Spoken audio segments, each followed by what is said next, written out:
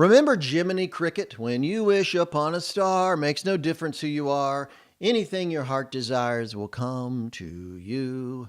You know what? Nothing could be further from the truth. I love Jiminy Cricket, but he was deadly wrong. And it's really caused so many careers to crash. Today, we're going to talk about why you need to stop following your dream and what you need to do instead.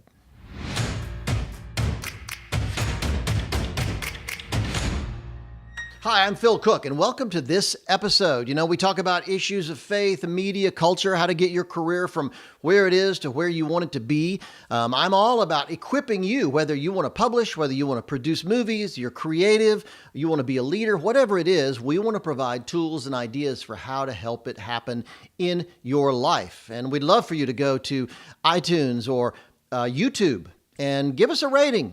Share these episodes with people. If you know people are struggling with these kind of issues, share them. Give us a rating. Put a comment in there because that helps more people see it, helps it rise above everybody else, and it makes a big impact, and it would help us so much. So thanks for doing that and being a part of that. Today, when it comes to your career, I want to talk about why you need to stop following your dream. I know up front that's going to be pretty controversial. My wife and I even have some issues about this. But the truth is, I've discovered over the years, and I know it from experience because, for instance, I'll give you some examples. People will send me screenplays with notes that, Phil, I'm so passionate about writing. Would you read my screenplay? The problem is it's terrible, just terrible. I meet people who are passionate about acting, but they're terrible at it. I meet people who are passionate about all kinds of things. They're musicians maybe, but they're terrible at it.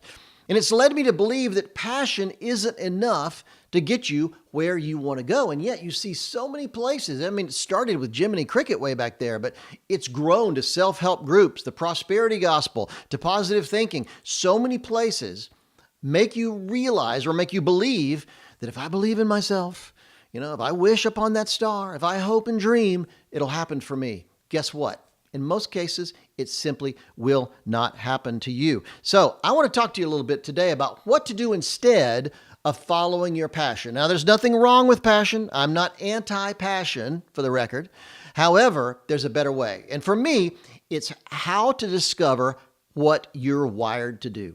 And let me tell you something. You discover what you're wired to do, and then you'll get passionate about that. Here's the problem. If you're passionate about something you're not very good at doing, what happens when you hit a wall? What happens when you get rejected? You don't have any place to go.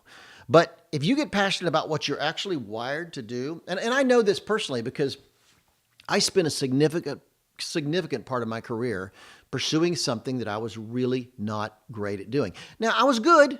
I was great at directing. I've directed probably in 60 or 70 countries around the world, directed programming.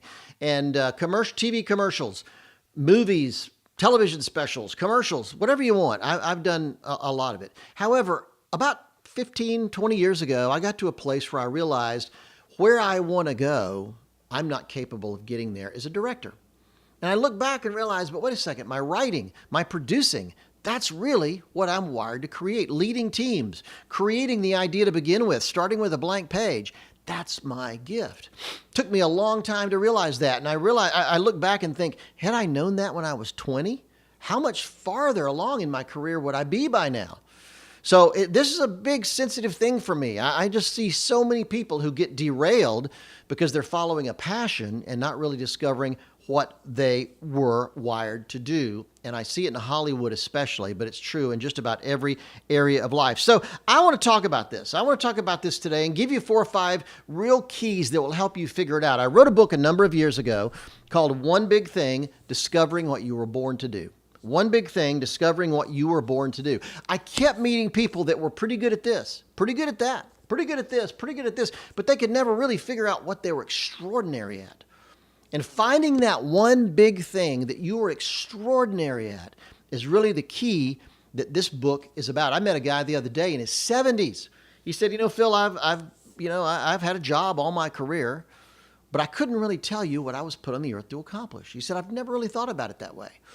And so instead of being pretty good at a lot of things, I want to show you today in this episode how to be extraordinary at one big thing and how to figure out what that is. And we'll do other episodes on this because I do think it's really, really important. And get away from the passion for a moment, let's start looking at talent, skill, personality, how we are actually wired. So in the book, I talk about a few key questions that you need to ask on your pathway to figuring out what your one big thing is. First question is, what comes easy for you? What comes easy for you? Look back on your life and find the things that you were really good at without even thinking about it. You know, I early in my career, I directed TV programming for ESPN, and I did college basketball, I did boxing, I did full contact karate, you know, MMI or MMA, what do they call it? Mixed martial arts, MMA, that's what they call it today. And I did a bunch of that stuff all over the country, Vegas, Midway, just all over the place. And I would talk to these athletes who were at the top of their game, amazing athletes. And over, they would say things like, well, you know, Phil, I was just always the fastest kid in my neighborhood. Or I was always the guy that could catch the ball. No matter what, they threw the ball to me because I just had this gift. Or I could throw the ball farthest in football. I met one guy, he said, I could always outthrow anybody I knew. And guess what? He became a college quarterback. So looking back at what's easy for you? It's amazing how few of us think about it. How few of us think about what came easy for us as kids. I think that one of the ways to figure it out is ask people you know, and go back to high school. Remember in the prom committee, you were on the prom committee, or you were on the homecoming committee, or maybe you were working in theater to promote a theater production or something in high school. You all sat around a table, and people would say, well, you know, Bob, you're creative. Why don't you come up with a theme for homecoming? And Susan, you're good with numbers. Why don't you do the budget? Sam, you're good in front of people. Why don't you be the host? Other people looked around the room and saw what each other's good at. What did they say about you? What did they see in you that maybe you never thought twice about later, but now looking back, you realize, wow, you know, they got something. They really nailed me. You know, sometimes I think my only skill in life is before cell phones was being the guy at the mall that would keep everybody together. You know, we get in these weird ruts. But the truth is, other people notice. So go ask them. Go ask people that knew you back in high school. Ask people that knew you in college. Ask people today. Now, here's a couple things. Don't ask people who make their living off you if you're a leader and you have employees, because they're going to try to suck up to you. Even when they don't mean to, they're going to be really, really nice. But try people that will give you an objective viewpoint of what your skills and gifts are and what you're naturally good at doing. Take some time, because their confirmation can mean a lot. What are you good at? What comes easy for you is the first question you need to ask. The next question is, what do you love? What do you love? What are things that you obsess on? What's the first thing you think about when you wake up in the morning? What's the last thing you think about when you go to bed at night? Sometimes we get in this dichotomy where we do a job that we hate in order to volunteer or work on the things we love later. I see this all the time. I see the guy that goes to the factory to do the job he hates so he can come home to paint. Well, maybe there's a way of putting those together. What you love and what you do maybe in some way could be combined. Think about how that could work. But most important, just think about what you really, really love. You know, when I look back over my life, I remember from the earliest, some of my earliest memories had to do with a camera. My dad had a Brownie still camera, and I loved taking pictures with that. Not long after that, he had a Super 8 movie camera. And I got a group of friends, and we would go out and make mafia movies and army movies and space movies and all kind of wacky stuff, never thinking this is something I'd want to do for a living, but I loved doing it. I loved what you could do with a camera and how you could create something that made people talk and made people discuss ideas. Later on, I learned how to run my dad's typewriter, and I started writing. As a little kid, I started typing all kind of stories. My dad was a fantastic storyteller, incredible storyteller. And I remember late at night when we had friends that would come over and I was a little kid, I had to go to bed early. I would sneak out of my bed, come and sit at the top of the stairs and just listen to my dad captivate these people with stories. And so early on, I learned to write and I learned to film. Those were things that I loved. So naturally, as I got older, I looked back at that and I thought, there's got to be a pathway there. Why should I sell insurance? Nothing wrong with that, but why should I sell insurance or go to work in a medical field or do something else when this is what I love? So the question becomes, find out what you love, take it seriously. Take it seriously. You just really need to do that. I have friends that once they tapped into what they loved, it changed everything for them. Okay, the next thing is the opposite. Number 3 is the actual opposite. What drives you nuts? Figure out what makes you crazy. Here's what I've discovered in my career is that for a number of people, a lot of people, in fact, their one big thing is not something they love. It's actually something they hate. And they've committed themselves to fixing that problem, getting rid of it. I think of Christine Kane and her husband, Nick, who founded A21, which is a huge global human trafficking organization that gets, they're doing everything in their power to stop human beings from being trafficked, being sexually abused, human slavery. They have offices all over the world, and they're so good that they work with police agencies, they work with governments. They're highly, highly respected. And you know what? Human trafficking isn't something Christine and Nick love. They hated it, but they hated it so much they decided that was going to be the key to what they were going to do with their life. You know, Pastor T.D. Jakes has a great saying about this. He says, your misery is your ministry. Your misery could be your ministry, the thing you hate the most. I think of Mark Horvath is a friend of mine who I met him when he was a church media director in the Midwest. And oddly enough, he told me an interesting story that he'd been homeless years before. Back in his early 20s, he'd had some real problems and ended up on the street. Got himself cleaned up, got himself out of that situation, got a job as a church media director, and did that for years. And then the church started scaling back, and he got laid off. So he came to me and said, what should I do? Can you help me get another job as a church media director? Can we move to another thing? And I said, wait a second. You know more about being homeless than most people on this planet because you were homeless yourself and you've gotten out of that. You've conquered that. What if we figured out something that had to do with that? Today, he has a website called invisiblepeople.tv. And huge companies, major corporations hire him to come and speak to their organization about the homeless problem in America. His social media feeds are fantastic, all because he's committed to something he hates, homelessness. He doesn't want anybody to be homeless in America. And he does everything in his power to fight that. And he launched his own organization to try to change that in the world. So sometimes it's not something you love. Sometimes the answer to what frustrates you, maybe you need to go out and change it. And here's the deal. It doesn't have to be a global thing like homelessness or human trafficking. It could be that, what is that thing on your mobile phone that drives you nuts?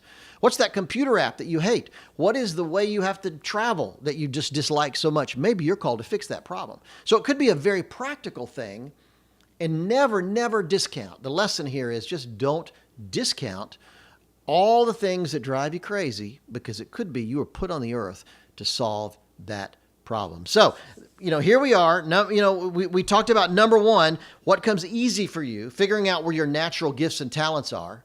And it could be sports, it could be numbers, it could be finances, it could be speaking publicly, it could be creativity. One of the things I learned early on that came easy for me was I could start with a blank page. So when I would write, I've done hundreds of commercials over the years. Companies would hire me when they didn't have an idea in the world about what to do or where to start, because I could start with a blank page. It was difficult for other people, but it came easy for me. And I realized maybe there's something here. And that's when I started focusing on that. So what's easy for you? Number two, what do you love? You need to figure out the things that you're truly, truly passionate about. The things you think about in the morning, at night, when you're sitting there bored to death. What are the things that come to your mind? What do you love? Because that could be the key that opens that door for you. Number three, what drives you nuts? And the opposite way, maybe the answer for you, figuring out how you're wired, is that you were created to solve a problem in the world. And the last thing I would say is, have you done the time? Have you done the time? And I'm not talking about prison time, by the way. Not talking about prison, but I'm talking about earning your keep, earning your stripes. Musicians practice, actors practice, writers practice. You'd be amazed at the number of people that come to me telling me they want to be a screenwriter and yet haven't written a screenplay, or they want to write novels, but they haven't actually done one yet. Let me tell you something. You need to be in the trenches developing this gift, developing this talent long before you go public with it. In fact, I have a friend in town who's a very successful producer, and he gets a lot of young writers sending him scripts. They'd love for him to, hopefully their dream is for him to produce their scripts. He's done movies, he's done successful TV series, but at very least they'd like him to read their script and evaluate it. And he has a technique. It's really interesting. He said he always sends them back a letter and said, send me your 10 best scripts. Send me the 10 best scripts you've written, and you tell me the one of those 10 that you want me to evaluate, and I promise you I'll do it. He started doing that 10 years ago, and he's not had one single person take him up on it. These are people who dream of being screenwriters. These are people who this is their calling and their career, and yet they don't even have 10 screenplays to send my friend. That just says you're not serious. If you're not practicing every day in some capacity, that simply tells me you're not serious. I remember writing hundreds and hundreds and hundreds of pages and throwing them away before I got my first book finished. In fact, my most recent book is probably my 6th, 7th, 8th book, because I've done some ebooks and stuff along the line, and ghostwritten a couple, but it's about at least my 6th or 7th book. I probably threw away as many pages as are in the final book. I wrote an entire book and tossed it before I really discovered what this book was about. So you have to be ready to put in that kind of time. You have to be ready to put in that kind of effort if you like it. Now remember the movie City Slickers? You know, Billy Crystal, Curly, in one of the great scenes, and in that scene, Curly says, "You know what the secret of life is?" And Billy Crystal, Mitch, said, "What?" And he held up a finger. And Billy Crystal said, "What, your finger?" And he said, "No, one thing, just one thing. You can stick to that one big thing." And he said, "Well, what is it? What is the one thing?" And he said, "You have to find it out." Let me tell you, this episode is about figuring it out, doing the hard work of going through to find out, forget about what you're passionate about for a minute. Because here's the thing, I was passionate about directing. Remember that story. But the minute I really plugged into writing and producing and realized, man, I could do huge number of projects as a producer where I could only do one at a time as a director. I love writing. I mean, probably there's nothing I like better than being in the writing zone. It's difficult, it's hard, but I absolutely love it. And once I tapped into that, trust me, I got passionate pretty quick. So many of us are simply passionate about the wrong thing. Don't just pluck something out of the air and assume this is what I'm called to do. I'm going to follow that dream no matter what. Sit back and think about what you're wired to do. And I'd encourage you at the same time, if you haven't read my book, One Big Thing, it was one of the top 5 business books of the year it came out. And One Big Thing, Discovering What You Were Born to Do. I really believe this could help you figure out that one thing in your life, because you know what? Once you figure out what you're wired to do, then you become incredibly, incredibly passionate. So throw passion out the window for just a minute. Throw it out the window for a bit. Study a little bit about what you're wired to do, what God's put you on the earth to do, what you were created to do, because we all have different gifts and talents and skills. Once you figure that out, then you can go out and actually start impacting the world.